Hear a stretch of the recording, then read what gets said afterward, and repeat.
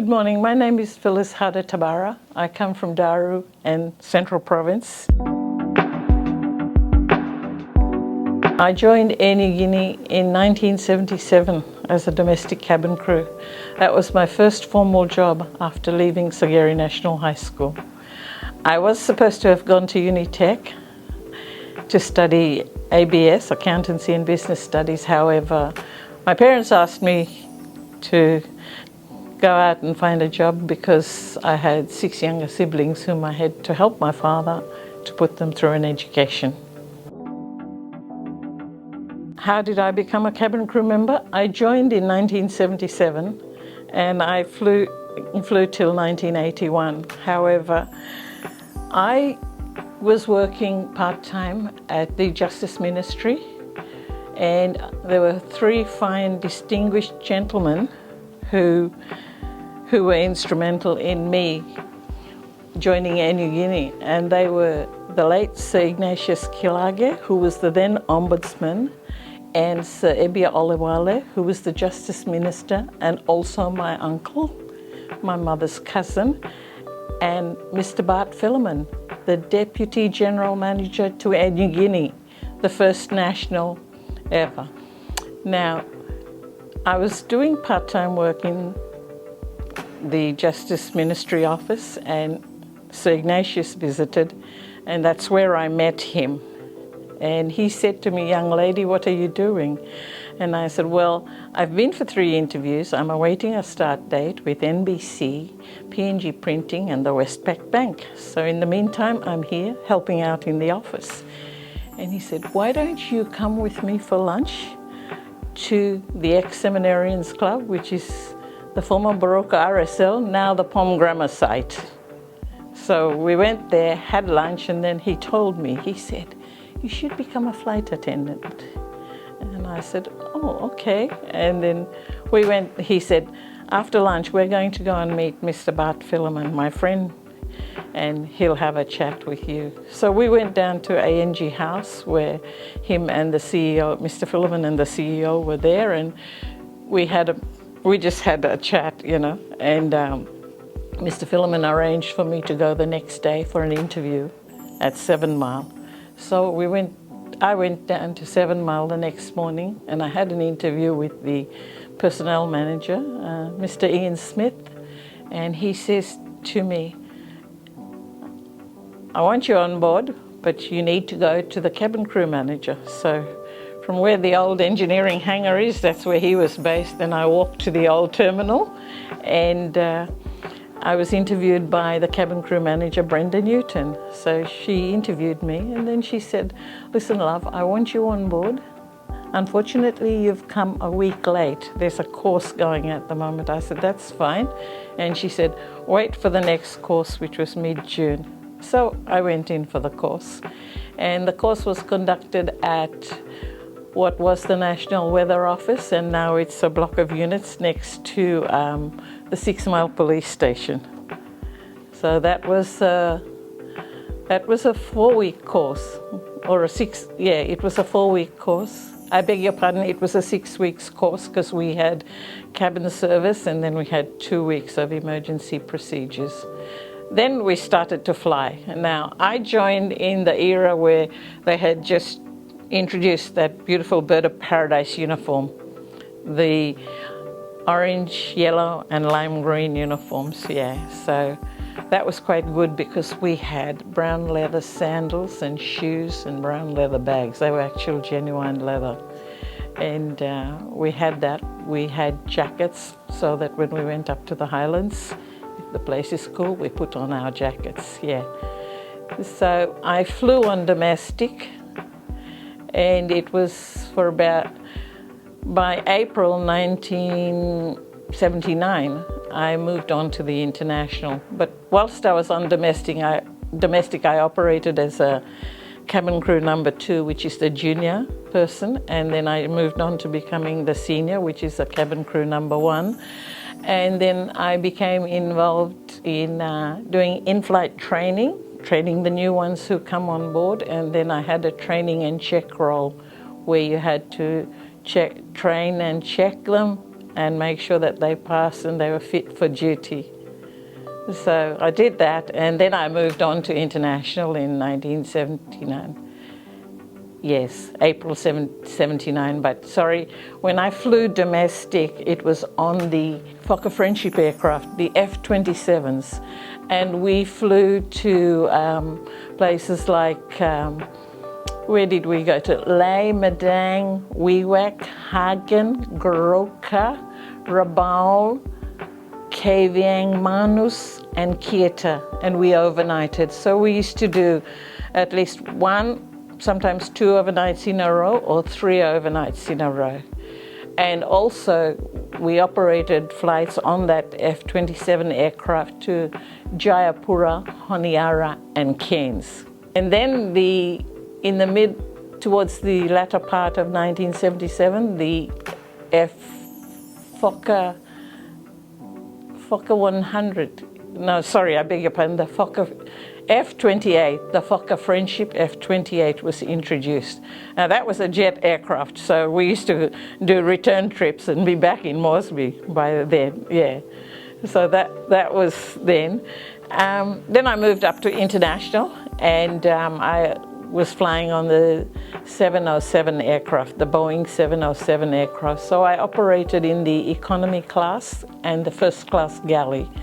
Now, in the economy class, we did a tray service where everything was placed on the tray and you carry it by hand and serve the passengers, you know, and then you collect by hand and take it back to the galley. So it was a lot of hard work, but we enjoyed that, yeah. And we also had duty-free sales, complimentary drinks, and smoking was permitted in flight, both domestic and international. And that was on the domestic, that was, sorry, I beg your pardon, that was the service in economy. On the, in the first class, we had what they called an 8-course meal. And that was served with fine china, starched white linen and silverware. And that was better than fine dining in the hotels, I reckon, yeah. So we used to cook scrambled eggs in the microwave oven for breakfast for the passengers and for our pilots. When I was in international, I was asked to go and assist at the training center to assist our cabin crew training instructors to conduct the initial cabin crew course, which is the new recruits, and also the promotional course, which was going from the domestic up to the international. So I did that during that time I was there. Yeah. During my tenure as an international cabin crew, that I realized that this was this exposure led me to my future in life after being a cabin crew. I resigned in 1981 to join my husband in Lae.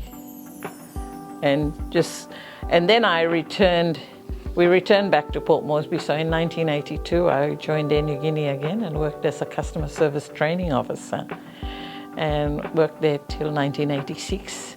And then I resigned again and had to go and join my husband in Lae. So I stayed out of the airlines for about 11 years, but during that time I did have a short stint with Tal Air. And that was from 1989 to 1992, where I was the hostess supervisor for the Tal Air hostesses, and we had hostesses based in Port Moresby, Lae, Madang, Wewak, Alotau, and I think it was Wau or Bololo, one of those, yeah. And I was also the assistant ground instructor, where I helped the instructor, a New Zealand fellow, Barry Douglas. He was an ex-Ansett pilot, yeah, and we had to revise all the manuals for the Twin Otter and the Banderanti, and this is for the girls, for the cabin crew, yeah. And also we had to draw, between the both of us, we had to draw up a new manual for the Dash 8 aircraft, because Tal Air was the one that brought in the first Dash 8. the 100 series. They brought it direct from Canada. Then I joined Air Niugini again in 1996 after an 11-year absence. And I worked in the Human Resource Department till 2003. During my absence, I did attend the UPNG, and I gained a Bachelor of Arts degree majoring in organisational psychology with a minor in business administration. So I went in there and I was involved in the recruitment role and human resource development, so I did a lot of cabin crew recruitment there.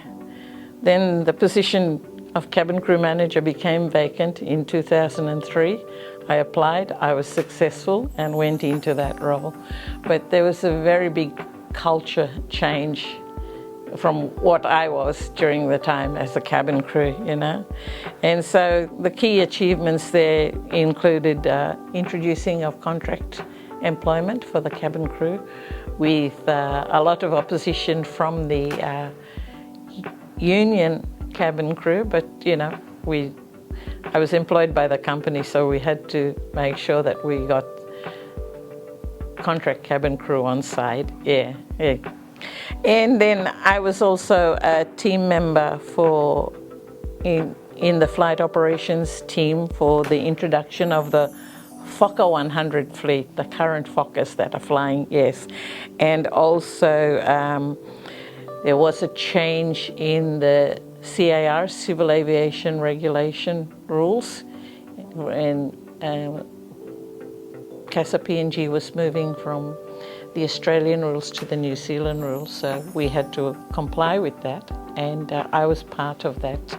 I was part of our flight ops team being the cabin crew manager, so there were a lot of audits done, manual revisions, so you know, we learned all about, there was so much.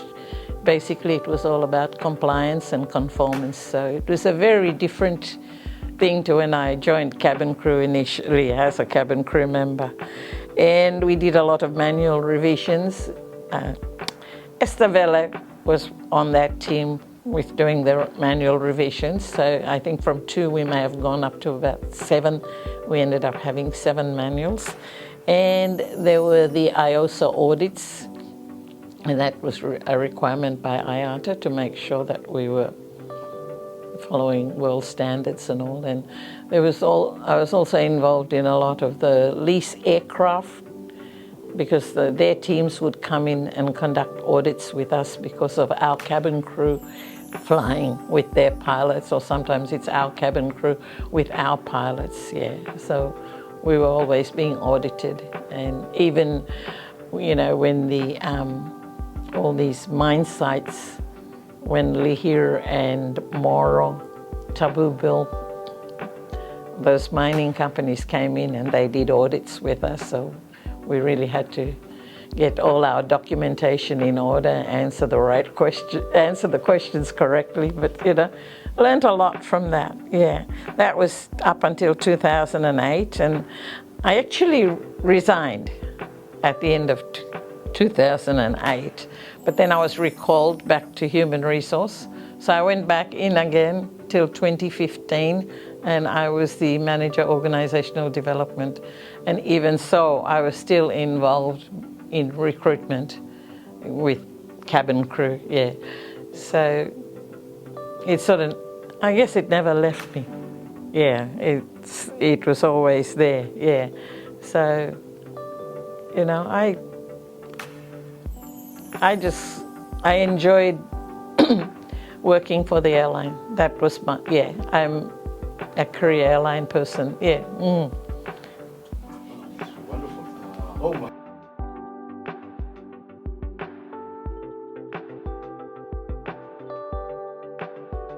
I was privileged to serve the late Grand Chief Sir Michael Somare, both on domestic and international flights, because he was absolutely no fuss.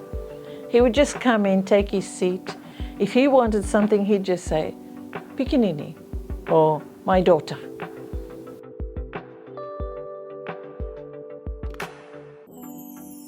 Okay, it was a night flight out of Manila to Port Moresby. My senior number one, the purser, I was working in the first class galley, and she says to me, she decided to,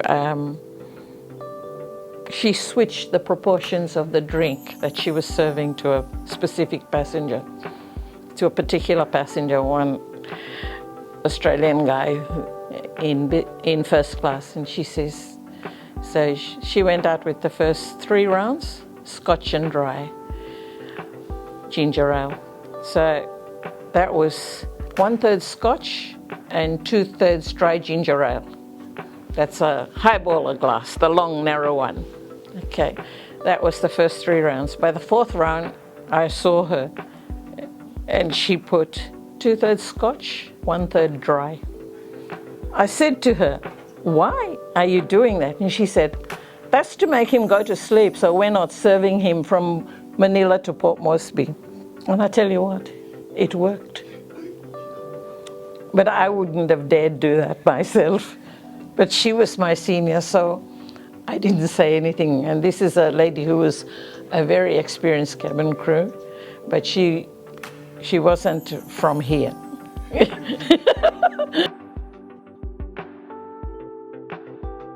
Sydney. We used to fly down there on a Wednesday and have a layover of 2 nights. We'd go down there on a Wednesday and we'd return on a Friday because the aircraft would go in for maintenance at the Qantas hangar. So I always caught up with my mates from boarding school in Sydney, and I visited their families. So that was really something, because I thought I'd never see them after boarding school.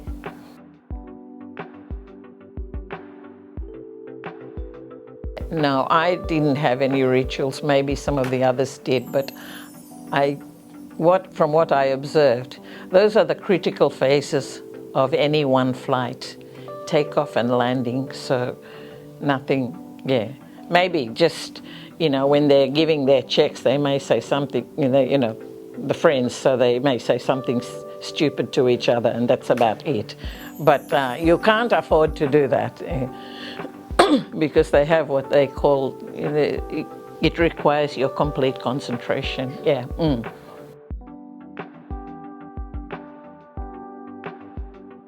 It would be Sydney again, because my friends are there, so we'd have a jolly good time.